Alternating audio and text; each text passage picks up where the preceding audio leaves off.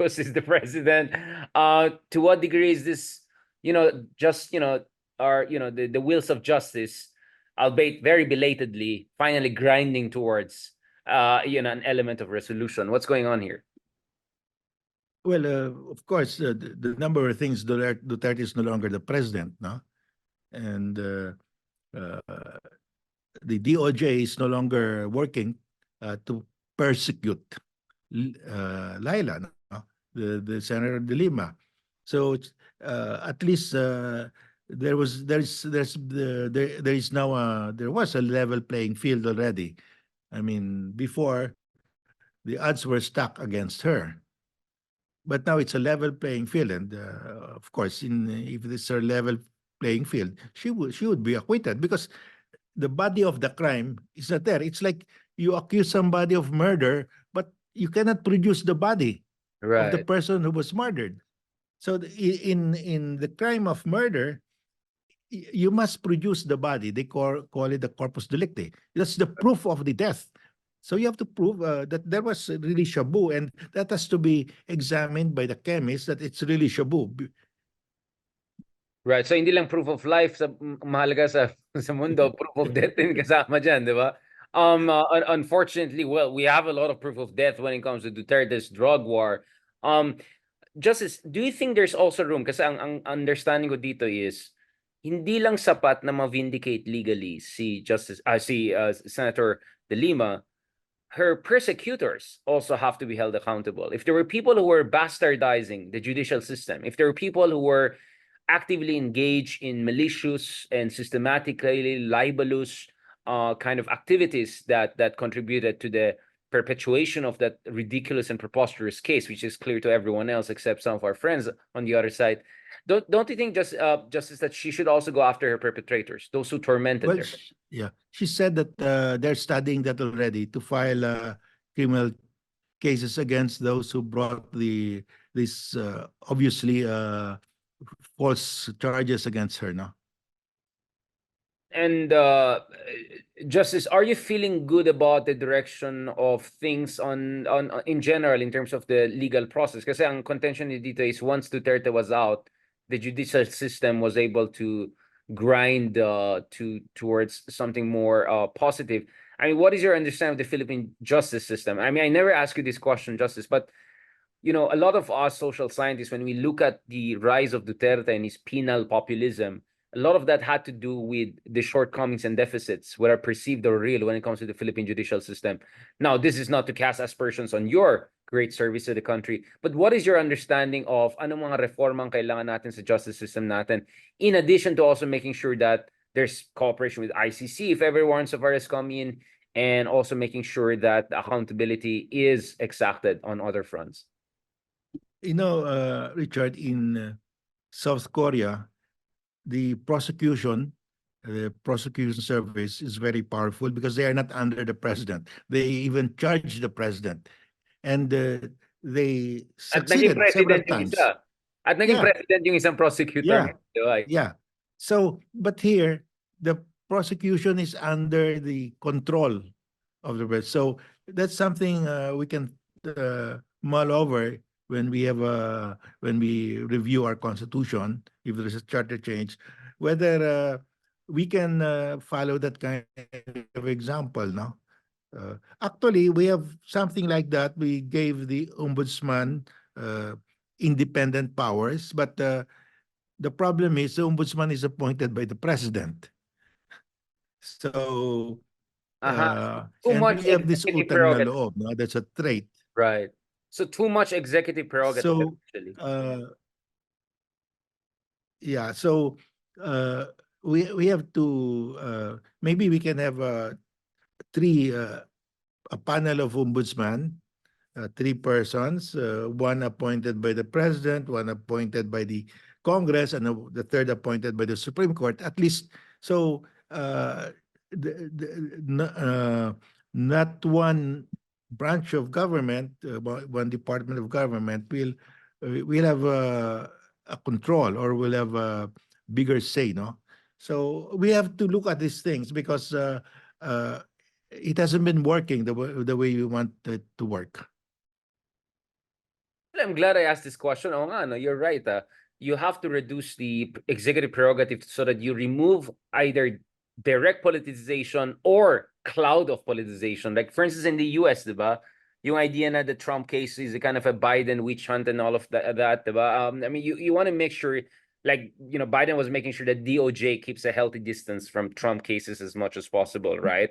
So we can see that in our information environment, mahalaga talaga na may 1 degree, if not 5 degrees or 6 degrees of separation from the political leaders, vis-a-vis the prosecutors or anyone involved, especially in high-profile cases. No, just as last point, I want to ask this again. As usual, I go back to your fellow Davaeños. Sorry for doing this, but sikat kasi sila.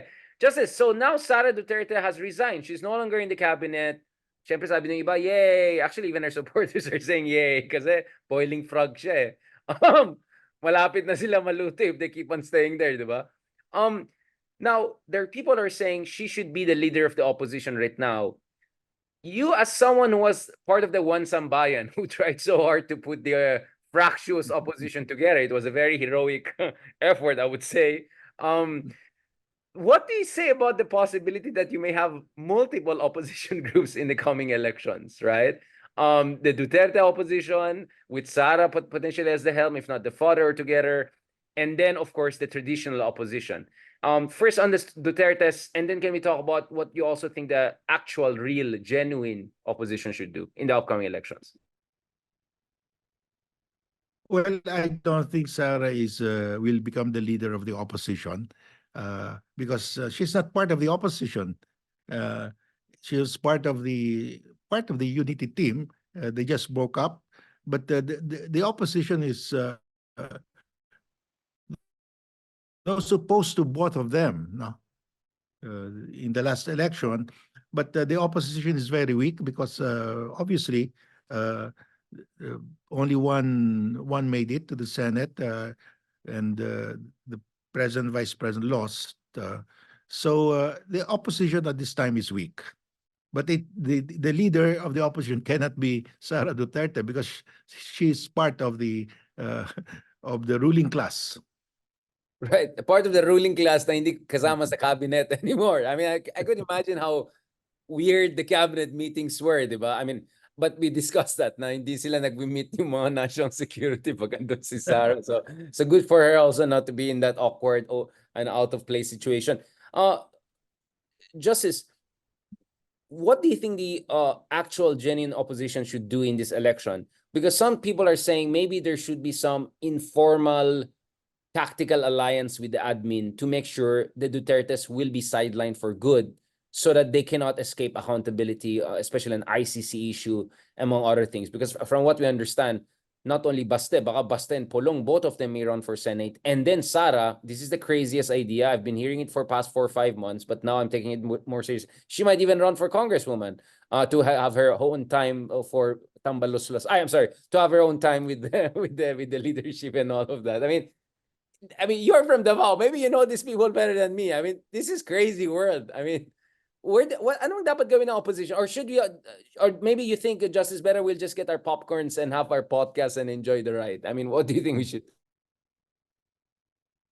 One, I don't think Sarah will be accepted as the leader of the opposition. I mean, of the genuine opposition. Uh, I don't think she will run for Congress. She will stay as vice president because that's just one heartbeat away from the presidency. Uh, so there will be probably 3 slates. One slate by the slate of the president, the other one the slate of the vice president, and another slate by the genuine opposition. We don't know, of course, if the opposition can field 12 candidates. Might be difficult, but as of now, that's the way I see it. And Justice, what gives you hope about the direction of Philippine democracy and all? Because of course, I don't know about you, but there are a lot of people who have been very depressed about essentially Philippine politics for the past decade or so. A lot of people switched off. There have been a lot of criticism that the pink movement was not sustained over time. If you look at the Okta survey, we interviewed Professor Ranjit also early this year. More than 45% of the voters are either totally non-partisan, meaning they don't care about any political party, or they've totally switched off from politics. So it's no longer about whether you're pro Duterte or pro Marcos or pro Aquino. It's about those who care about politics, and almost half of the population which has given up on politics or anything like that. How do we bring these people back and make them care for the country? I mean, obviously, I can think about West Philippine Sea as a way, in the sense that ayaw natin ng Team China ulit sa Malacanang, di ba? But what else? How else do you think we can motivate people to come back and get involved in politics and hopefully vote wisely? Well, I think we have to look at certain institutions. First, the church. Uh, they have to re-educate the people because they are the counter. Remember, we have lost the media, the ABS-CBN, which was acted as a fiscalizer. So there's no fiscalizer in media now. So we have to find a replacement for that, and the only institution that I see is the church. No? That and they have the pulpit; they can explain the issues to the people. Uh, the, uh, the remnants of the opposition, the Liberal Party, I think they're too weak right now, and they're fighting for their life. You have only one in the Senate, and Yeah. even Lenny Robredo is planning to run for mayor. So the Senate slate will practically be maybe a few people only. So, so the what I see now is the burden will fall on the church, and it's a question of whether the church will step in. No, there are some priests who are willing to step in, but I mean the hierarchy might not want to step in. Yeah, understandably. Although of course we have a progressive pope, right? I mean, Pope Francis, this seems to be someone who he seems to be someone really influenced by, a liberation theology, or at least his Argentinian Latin American roots and his younger years. I mean, and then you have people like Bishop David, right? Who also was very, very critical of Duterte back in the day and stood up to the abuses of the Dutertes. But I mean, again, I don't want to be too pessimistic about this, but we have seen over the past decades, right, that it's not the Catholic Church which is as dominant in our politics. It's really the more evangelical born-again groups, right, who are exercising tremendous amount of influence on our politics because of their block voting. Wala naman block voting in Catholic churches. So yes. So how do you see that? Yeah. Well, the block voting is really the Iglesia and the Kibuloy type of religious groups, no? But that's been there all the time, and the what we can what we want the institution that can really step in is the church. But I have my doubts whether it will step in. I mean, the hierarchy will step in. So what do we do?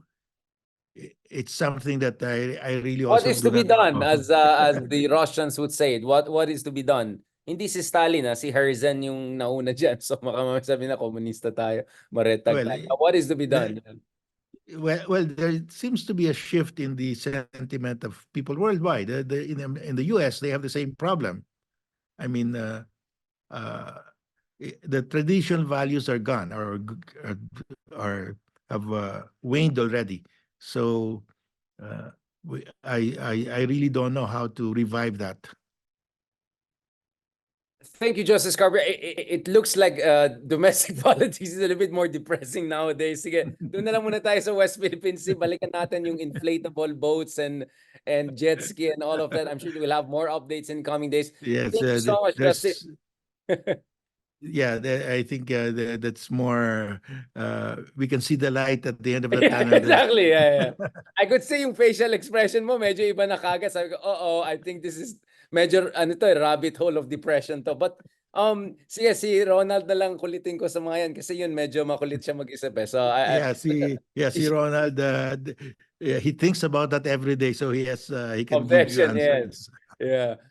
Syempre showbiz yan eh. Ikaw naman, Justice, thank you so much for your views on the West Philippines. Ako naman, for me, really what stood out was, eto nga, kung maging dress rehearsal ito, for kind of a Mad Max water world takeover of Ayungin Shoal. So dapat maghanda talaga yung mga tao natin. Yes, yeah. Madre, and You're right. openly say, We have to prepare. We have to prepare if you're for gonna that. take over, we're gonna shoot you down. Hindi na ito machete at kung fu, no? We're gonna Mhm. shoot you down, and that will eventually activate the Mutual Defense Treaty. Thank you so much, Justice Carpio, for that very good mixture of sobriety and hopefulness, and then depressing na yung domestic politics. Hindi ko na napag-usapan. So medyo ano yan, medyo parang ano yan, yung anime na mga apat na emotions nandun lahat. So para tayong anime ngayon. Thank you so much, Justice Carpio. Mabuhay po kayo. Dami Okay. ko ulit dito sa intervention niyo. Hope we can trouble you again in the near future.